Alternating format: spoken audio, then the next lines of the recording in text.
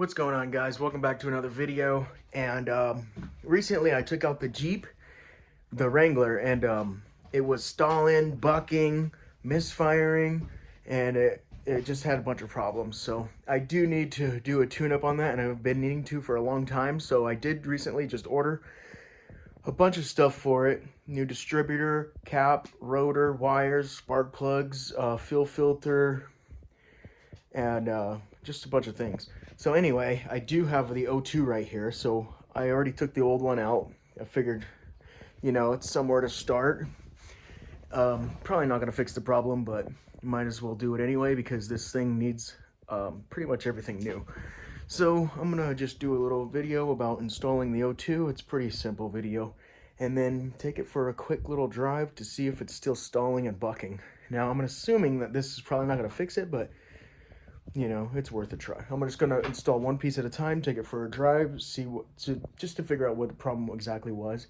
But everything does need to be replaced anyway, so I'm not just throwing money at it that doesn't need to be thrown at it, because it has been sitting for quite some time with me owning it, and even longer before I even owned it. So anyway, I'm gonna install this real quick. It's a very simple job. All right, so the O2 bung should be under here somewhere. Oh, there it is. All right, so it's right there.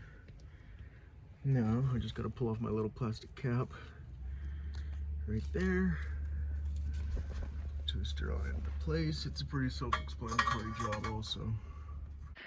All right, so I got the O2 sensor on. Pretty simple job, and I'm gonna go take it for a quick test drive, see if it's still stalling, sputtering, whatever. And it's probably going to, but I'm gonna do this after every part I install. I only got the O2 sensor so far, so that's why on this video, that's all I can do is just the O2 sensor until the other things come in. So take it for a quick drive. It'll be great if it did fix it, but if not, I have to do, even if it did fix it, whether it did or didn't, I am going to be putting the other parts on anyway because it needs it. So let's go see if it wants to buck. All right, so just tried starting it. It won't even start. It idles for just a second and it shuts off. So apparently the O2 is not the problem, and it smells very, very rich of gas. So I'm just gonna keep doing what I'm doing, putting parts into it, going for a test drive and seeing how that goes.